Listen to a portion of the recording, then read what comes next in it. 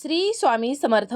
आपल्या सर्वांचे माझ्या यूट्यूब चॅनलवर अगदी मनापासून स्वागत. स्वामी महाराजांच्या कृपेने आपल्या सर्वांच्या सर्व इच्छा मनोकामना पूर्ण होत ही स्वामींचरणी प्रार्थना करते आणि आपल्या आजच्या व्हिडिओला सुरुवात करते.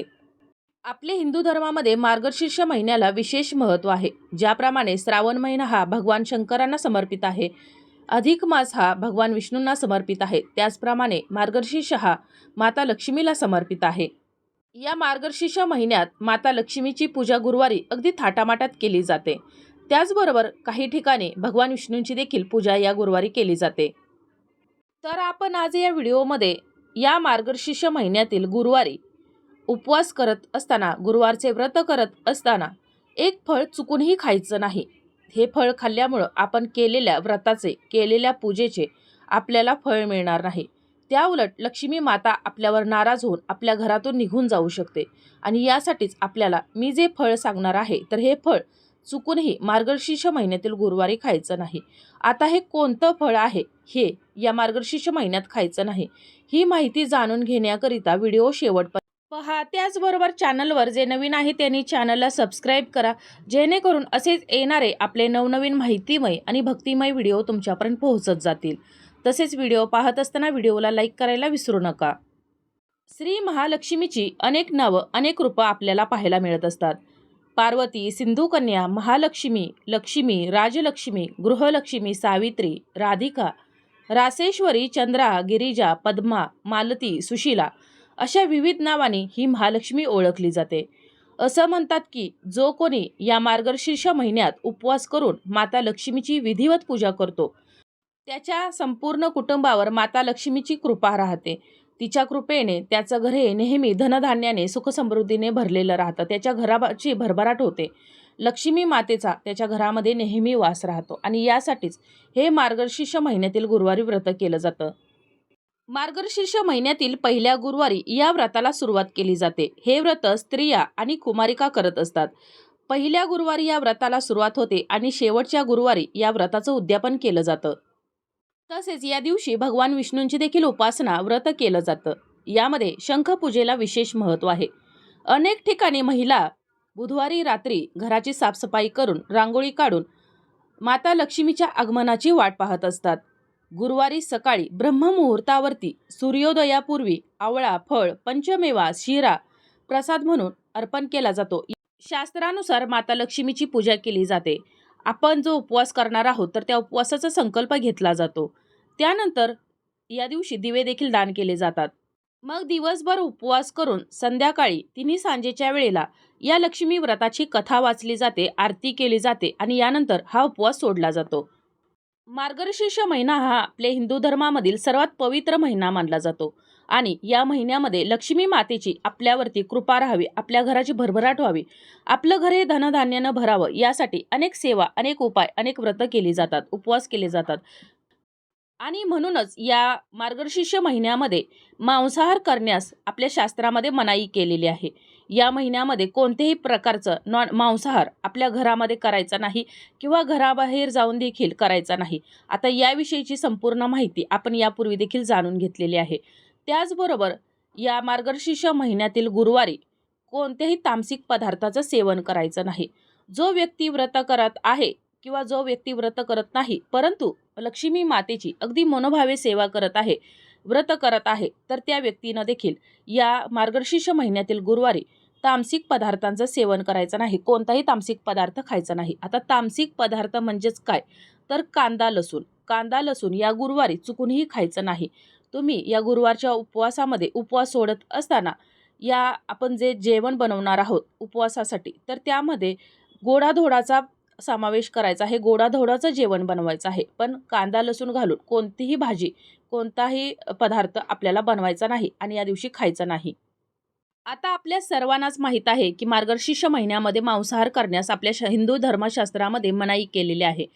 परंतु जरी चुकून नकळत जरी कोणी घराच्या बाहेर जाऊन जरी हा मांसाहार केला, नॉनव्हेज जर खाल्लं, तर घरातील जो व्यक्ती हे मनोभावे पूजा व्रत करत आहे, तर त्याने केलेल्या व्रताचे त्याला फळ मिळणार नाही आणि उलट लक्ष्मी माता घरातून नाराज होऊन निघून जाईल. घरावरती संकट येण्याची देखील शक्यता आहे. घरामध्ये गरिबी, दारिद्र्य येण्याची शक्यता आहे आणि त्यासाठीच घरातील प्रत्येक व्यक्तीने हा नियम अवश्य पाळायचा आहे. काहीही झालं तरी मार्गशीर्ष महिन्यात एकही दिवस नॉनव्हेज किंवा मांसाहार करायचा नाही. त्याचबरोबर मी जो पदार्थ सांगितलेला आहे तामसिक पदार्थ, जो गुरुवारचे व्रत करत असताना जरी व्रत करत असाल किंवा व्रत करत नसाल तरी देखील आपल्याला हे जे तामसिक पदार्थ आहेत कांदा, लसूण, तर ते खायचं नाहीत. त्याचबरोबर अजून एक अतिशय महत्त्वाची वस्तू, जी या मार्गशीर्ष महिन्यातील गुरुवारी उपवास करत असताना आपण जे पदार्थ बनवत असतो उपवास सोडण्यासाठी किंवा आपण जे दिवसभर जे पदार्थ खात असतो तर त्यामध्ये चुकूनही या वस्तूचा वापर करायचा नाही. ते म्हणजेच आपल्या घरातील मसाल्याच्या डब्यामध्ये असणारे जिरे. आपण प्रत्येक भाजीमध्ये या जिऱ्याचा वापर करत असतो.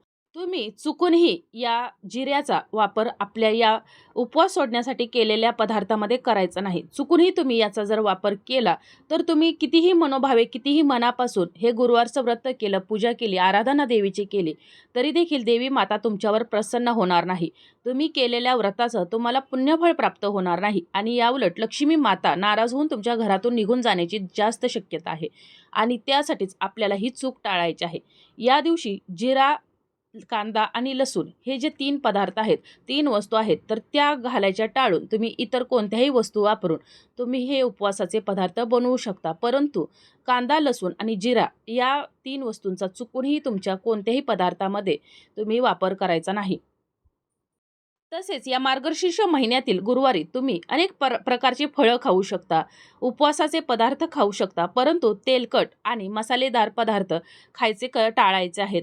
आता तुम्ही या मार्गशीर्ष महिन्यातील कोणतीही फळं तुमच्या इच्छेने खाऊ शकता. परंतु एक असं फळ आहे, जे फळ आपल्या हिंदू धर्मशास्त्रामध्ये उपवासाच्या दिवशी खाण्यास मनाई केलेली आहे आणि हे फळ तुम्ही या गुरुवारी उपवास करत असताना चुकूनही खायचं नाही. ते म्हणजेच फणस. या फणसाला कोकणामध्ये कफल असं म्हटलं जातं आणि हा जो फणस आहे, हे जरी फळ असेल तरी देखील आपल्या हिंदू धर्मशास्त्रामध्ये हा फणस उपवासा दिवशी खाण्यास मनाई केलेली आहे. ह्या फणसाची कोणतीही भाजी असू द्या, कोणताही पदार्थ असू द्या किंवा हा फणस आपण उपवासा दिवशी चुकूनही खायचा नाही. तर हा जर तुम्ही फणस या उपवासा दिवशी जर खाल्ला तर तुम्ही केलेल्या व्रताचे, केलेल्या पूजेचे तुम्हाला पुण्यफळ प्राप्त होणार नाही. केलेले व्रत वाया जाणार आहे आणि लक्ष्मी माता देखील आपल्यावरती नाराज होणार आहे. लक्ष्मी माता आपल्या घरातून काढता पाय घेणार आहे आणि यामुळं आपल्या घरामध्ये दारिद्र्य, गरिबी, संकट येण्याची दाट शक्यता आहे आणि त्यासाठीच आपल्या हिंदू धर्मशास्त्रात सांगितल्याप्रमाणे आपण काहीही झालं तरीही चुकूनही या उपवासामध्ये आपण या फणसाचा समावेश करायचा नाही. चुकूनही फणस खायचा नाही किंवा फणसापासून बनलेली कोणतीही भाजी असेल तर ते देखील या उपवासामध्ये खायची नाही. गुरुवार सोडून इतर कोणत्याही दिवशी तुम्ही हा फणस खाऊ शकता, परंतु गुरुवारच्या दिवशी फणस खायचा टाळायचा आहे. तुम्ही इतर कोणतेही पदार्थ, कोणतीही पेय उपवासासाठी चालणारे फळापासून बनलेले असतील तर ती तुम्ही खाऊ शकता, पिऊ शकता, परंतु फणस चुकूनही आपल्याला या दिवशी खायचा नाही. जो व्यक्ती व्रत करत आहे तर त्या व्यक्तीनं तर खायचंच नाही, परंतु जी व्यक्ती हे व्रत करत नाही परंतु मनोभावे लक्ष्मी मातेची सेवा करत आहे, काही उपाय करत आहे, तर त्या व्यक्तीनं देखील हा फणस खायचा या दिवशी टाळायचा आहे. तर हा फणस आणि याचबरोबर मी जे सांगितलेले पदार्थ आहेत म्हणजेच तामसिक पदार्थ, जिरे आणि मांसाहार चुकूनही मार्गशीर्ष महिन्यातील गुरुवारी किंवा या महिन्यामध्ये आपण खायचे नाहीत. पूर्णपणे आपल्याला या महिन्यामध्ये टाळायचं आहे. त्याचबरोबर जे व्यसनं असतात म्हणजेच गुटखा, तंबाखू, दारू हे देखील व्यसनं या महिन्यामध्ये चुकूनही करायचे नाहीत. या जर गोष्टी तुम्ही जर टाळल्या तर लक्ष्मी मातेचा तुमच्यावर आणि तुमच्या संपूर्ण कुटुंबावरती कृपाशीर्वाद राहणार आहे. लक्ष्मीच्या कृपेने तुमच्या घराची भरभराट होणार आहे. तुमचं घर हे नेहमी धनधान्याने भरणार आहे आणि तुम्ही केलेल्या पूजेचे, केलेल्या व्रताचे तुम्हाला पुण्यफळ प्राप्त होणार आहे. लक्ष्मी मातेच्या कृपेने तुमच्या घरामध्ये नेहमी सुख समृद्धी येणार आहे. घरामध्ये नेहमी आनंद राहणार आहे आणि यासाठीच मी जो तुम्हाला सांगितलेले पदार्थ आहेत किंवा हे मी जे सांगितलेले फळ आहे फणस, तर हे पदार्थ आणि हा फणस आपल्याला या गुरुवारच्या उपवासामध्ये खायचं टाळायचं आहे. तरच तुम्ही केलेल्या व्रताचे तुम्हाला पुण्यफळ प्राप्त होऊ शकते आणि लक्ष्मी मातेचा नेहमी तुमच्या घरामध्ये वास राहील. यासाठीच आपल्याला या चुका अवश्य टाळायच्या आहेत. तर अशा प्रकारे या मार्गशीर्ष महिन्यातील गुरुवारी किंवा संपूर्ण महिना मी जे सांगितलेले पदार्थ आहेत, मांसाहार, तामसिक पदार्थ, तसेच जिरे आणि व्यसनं जे करत असतात तर त्यासाठी लागणाऱ्या वस्तू म्हणजेच सिगरेट, तंबाखू, दारू हे सर्व टाळून, त्याचबरोबर मी जे सांगितलेले फळ आहे फणस, तर हे सर्व टाळून आपण लक्ष्मी मातेची अगदी मनोभावे पूजा करायची आहे, व्रत करायचे आहे, लक्ष्मी मातेची अनेक सेवा करायची आहे. हे सर्व जर आपण अगदी मनोभावे मनापासून जर केलं तर लक्ष्मी माता नक्कीच आपल्यावरती प्रसन्न होणार आहे. तिचा कृपा आशीर्वाद आपल्याला प्राप्त होणार आहे आणि लक्ष्मी मातेच्या कृपेने आपल्या घराची भरभराट होणार आहे. आपले घरे धनधान्याने भरणार आहे आणि संपूर्ण कुटुंबावरती आपल्या लक्ष्मी मातेचा वरदहस्त राहणार आहे. आणि यासाठीच आपल्याला या सर्व चुका टाळून गुरुवारचे मनोभावे मनापासून व्रत करायचं आहे. तर अशा प्रकारे आपली आजची ही माहिती, आजचा हा व्हिडिओ इथंच थांबवते. तुम्हाला ही माहिती, हा व्हिडिओ कसा वाटला कमेंट करून जरूर कळवा. माहिती आवडली असेल तर व्हिडिओला लाईक करा, चॅनलला सबस्क्राईब करा आणि हा व्हिडिओ जास्तीत जास्त शेअर करा. धन्यवाद.